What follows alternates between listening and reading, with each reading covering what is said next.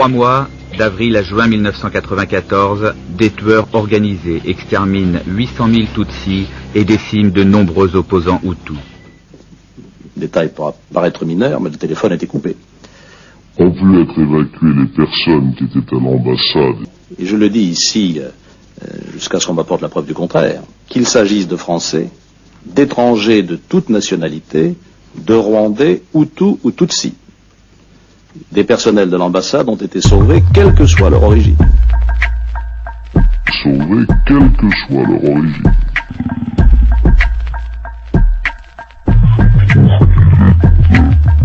Pour Alain Juppé, l'opération Amaryllis s'est très bien déroulée. Les ressortissants étrangers ont été évacués. Il n'y a aucune perte française.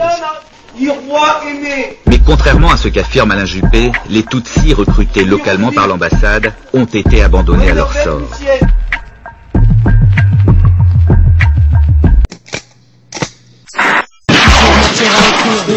Qu'on donnera au pouvoir à des types comme George W ou Charles Taylor. Cette planète est une cartouche d'encre énorme. Aussi vrai qu'on sait qu'on est partout, je sais pas dans quel ordre. Aussi vrai que souffrirait promis à n'importe quel homme. Le temps que dans cette rue de vie, pour moi ça roule comme un ballon de rugby. On s'interroge sur mon niveau de motivation, niveau d'application. Aujourd'hui les rappeurs ils pensent qu'à leur gueule, ils pensent qu'à faire de l'argent, ils pensent qu'à dire des choses de merde. Tu vois, moi ce que j'ai aujourd'hui c'est que les rappeurs pas connus ils en parlent. Les gens de la province ils sont là, ils réfléchissent et ils en parlent. Maintenant tous les rappeurs qui sont en haut, qui commencent à monter, ils oublient. Les revendications actuelles dans le rap est due au manque de dignité de manière générale qu'il y a parmi ceux qui se sont voulus pendant trop longtemps les représentants d'une population qui souffrait depuis un certain temps. C'est la réalité. Quand je vois des gens qui, je citerai pas de nom parce que je pense que le plus important c'est de s'attaquer à des comportements plutôt qu'à des personnes. Mais quand je vois un certain groupe de gens aujourd'hui qui sont dans le bling bling, hier ils te parlaient de justice, ils te parlent d'esclavage, ils te mélangent l'esclavage avec une vision dégradante de la femme. Ils te mélangent l'esclavage avec le fait de dire qu'ils voudraient avoir leur place dans la société. Moi je le dis depuis le départ, je suis pas un mendiant. Mais le fait que vous voyez pas à la télé beaucoup d'artistes qui sont plus engagés que d'autres, ça c'est le choix des médias. Mais ça veut pas dire pour autant qu'il n'y a pas d'artistes qui ne sont pas engagés. Des artistes comme nous, qui prennent la parole, qui s'engagent dans leur lyrics, il y en a beaucoup. Le problème c'est qu'ils ne sont pas exposés. Même, tu vois, nous aussi on commence au bled, hein. Le bled c'est pas la France mon frère. Tu vois ce que je veux dire? Ça aussi au bled de dire la liberté d'expression, tu vois ce que je veux dire? Le bled ça arrive pas, tu vois. Les gens en général, ouais, c'est ça. Même aujourd'hui si tu débordes, on va chercher ta famille, voilà, tu vois. Les gens quand ils jouent leur gueule c'est quand ils sont à l'étranger. Voilà, par rapport à l'engagement, il y a pas, oui on fait de la musique, mais il y a des rappeurs qui font des trucs, par exemple des œuvres caritatives, des trucs humanitaires. Ça tu sais pas. Tu vois, moi j'ai plusieurs associations. Il y en a une qui est à part où on fait vraiment du boulot. Et chaque année on envoie des jeunes de quartier au Sénégal pour monter une maison de quartier pour dans un petit village à Fatigue à 160 km de Dakar. C'est vraiment pour essayer de passer le message aux frères. Tu vois ce que je veux dire? Il y a ce qu'on voit, ce qu'on entend, et il y a ce qui se passe en coulisses.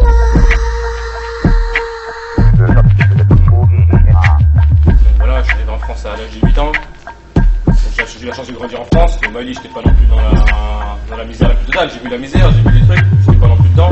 Ma mère est à fond dans l'humanitaire, elle bosse l'infirmière, puéricultrice, elle s'occupe des enfants malades des maladies du nomade, des maladies de déformation du visage et tout ça. Ça c'est dû à la malnutrition. C'est bien, on était en CM2, on était en 6ème, on envoyait du riz en Afrique, c'est tout. C'est qu'on fait du riz en là-bas, qu'on envoyait des soins, qu'on envoyait des médicaments. On envoyait des trucs pour essayer de donner l'accès à l'instruction.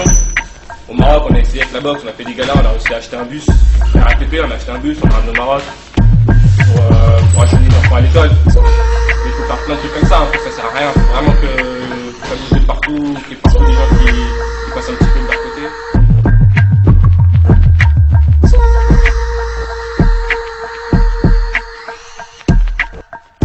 Tu vois ce que je veux dire? Chacun fait des trucs pour son bled, tu vois. Si la musique elle a pu t'ouvrir des portes et ça a pu te permettre de faire un truc au pays, alhamdoulilah, tu vois. Donc voilà.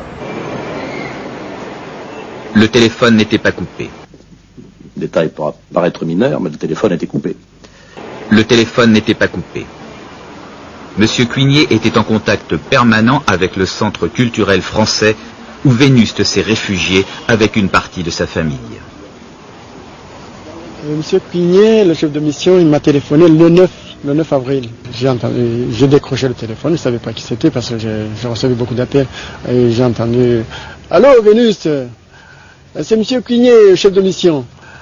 Alors, je t'envoie 57 solides gaillards, bien armés, qui viennent là et tu demandes au gardien d'aller ouvrir vite les grilles, il ne faut pas qu'il reste très longtemps au portail. » Bon, j'ai dit oui, mais alors c'est à ce moment-là que je me suis dit, ils viennent m'évacuer. Et j'ai dit, monsieur le chef de mission, est-ce que je peux vous demander notre service? Il m'a dit, oui, dites. J'ai dit, j'ai 5 enfants qui sont à l'extérieur et qui sont menacés, je ne sais pas ce qui peut leur arriver. Est-ce que vous pouvez leur demander à ces militaires de m'aider à aller les chercher? Il dit, oui, dites-leur, dites-leur. Bon, alors, les militaires, ils arrivent, on était même en train de se préparer pour partir, on croyait qu'ils étaient venus pour nous évacuer. Ils arrivent, je leur dis, j'ai 5 enfants qui sont à l'extérieur, il faut m'aider à aller les chercher. Ils m'ont dit, mais on ne peut pas, c'est pas notre mission, on ne vient pas pour ça. Et j'ai dit, mais le chef de mission m'a dit de vous le demander. Il m'a dit, mais ils m'ont répondu, alors mon pauvre vieux, il s'est moqué de vous. Et là, j'ai compris que j'étais évidemment, que tout était perdu. La France, qui a eu des responsabilités directes à travers la colonisation en Afrique, ne peut pas se désintéresser de ce continent qui est à sa porte. Nous sommes sur le même palier, nous habitons un appartement et ils sont sur le palier d'en face. Donc ces liens-là, eh bien, ça crée effectivement, je dirais, un certain nombre d'obligations naturelles. Et l'intérêt pour l'Afrique venant de la France n'a pas à être suscité, il existe. Ouais, c'est sûr que la France-Afrique, c'est une relation particulière. La France est accusée d'avoir de lourdes responsabilités dans les massacres. Pendant 4 ans, elle a soutenu et assisté l'armée et le régime du président Habyarimana dans une guerre qui très vite apparaît comme une guerre civile. Mais ça ne va pas au-delà de cela. Il n'y avait pas de contrôle d'identité proprement dit. Ce n'était pas le rôle des forces françaises. Il n'y a pas eu de contrôle d'identité proprement dit, ont répété les responsables français pendant 4 ans. En 1993, les soldats français ont bien procédé eux-mêmes à des contrôles d'identité. Une ingérence policière d'autant plus grave que les mentions Hutu et Tutsi sont indiquées sur les papiers d'identité rwandais. Pour les Tutsis, cette mention les désignera aux tueurs quand viendra l'heure du génocide. Alors cette relation que la France a entretenue après la colonisation, en fait De Gaulle, il a préféré donner l'indépendance à l'indigène plutôt que de lui donner la citoyenneté, parce qu'en lui donnant la citoyenneté, il avait dit, si jamais je donne la citoyenneté aux colonies, aux indigènes, un jour il y aura un président qui sera noir ou arabe, il faut vous y attendre.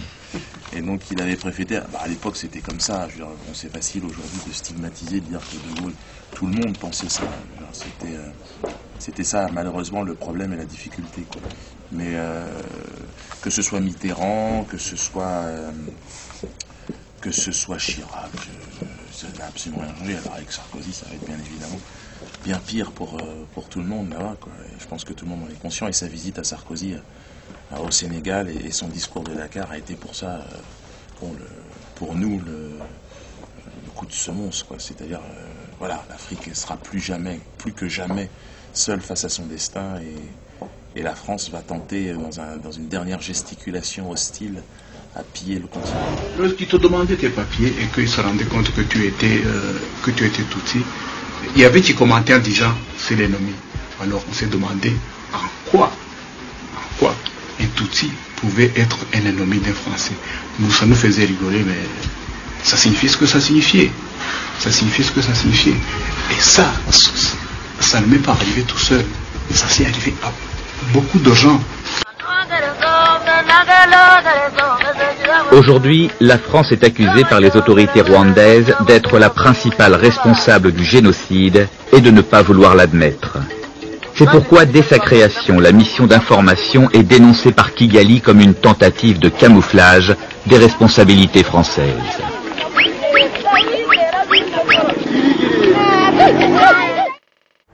Voilà, non seulement on est pillés, après soi-disant on est endettés, tu vois ce que je veux dire? Ces bailleurs de fonds nous ont été conseillés, recommandés. On nous a présenté des montages financiers alléchants, des dossiers. Nous sommes endettés. pour 50 ans, 60 ans, même plus. C'est-à-dire que l'on nous a amenés à compromettre nos peuples pendant 50 ans et plus. Mais la dette, c'est sa forme actuelle. Contrôlée, dominée par l'impérialisme. Une reconquête savamment organisée pour que l'Afrique, sa croissance, son développement obéissent à des paliers, à des normes qui nous sont totalement étrangères, faisant en sorte que chacun de nous devienne l'esclave financier, c'est-à-dire l'esclave tout court, de ceux qui ont eu l'opportunité, la ruse, la fourberie de placer les fonds chez nous avec l'obligation de rembourser. On nous dit de rembourser la dette. Ce n'est pas une question morale. Ce n'est point une question de ce prétendu honneur que de rembourser ou de ne pas rembourser. Monsieur le Président, nous avons écouté et applaudi le Premier ministre de Norvège lorsqu'elle est intervenue ici même. Elle a dit, elle qui est européenne, que toute la dette ne peut pas être remboursée. La dette ne peut pas être remboursée. La dette ne peut pas être remboursée parce que, d'abord, si nous ne payons pas, nos bailleurs de fonds ne mourront pas. Soyons-en sûrs. Par contre, si nous payons, c'est nous qui allons mourir. Soyons-en sûrs également. Ceux qui nous ont amenés, ceux qui nous ont conduits à l'endettement, ont joué comme dans un casino. Tant qu'ils gagnaient, il n'y avait point de débat. Maintenant qu'ils ont perdu au jeu, ils nous exigent le remboursement. Et l'on parle de crise. Non, Monsieur le Président, ils ont joué, ils ont perdu, c'est la règle du jeu. La vie continue.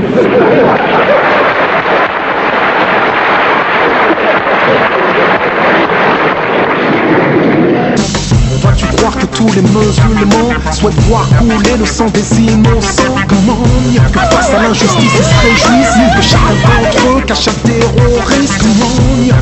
Vas-tu croire que l'islam n'a pas préservé le droit des femmes? Comment vas-tu croire ce qu'ils veulent que tu crois? Vas-tu être ce qu'ils veulent que tu sois? Ou vas-tu te forger ta propre opinion? Vont-ils t'imposer leur propre vision? Es-tu de ceux qui suivent, dont ils se servent? Ou de ceux qui réfléchissent, analysent et qui savent? On vit à une époque de manipulation. Les yeux ne suffisent plus pour déceler l'information. Les extrémistes de toutes parts alimentent les tensions. Attention, vers un choc des cultures nous marchons. Vas-tu croire que l'ONU est résolue à faire appliquer toutes ces résolutions? Qu'elle reste ferme face à toutes les nations, ou qu'elle n'est guère qu'une cour de récréation?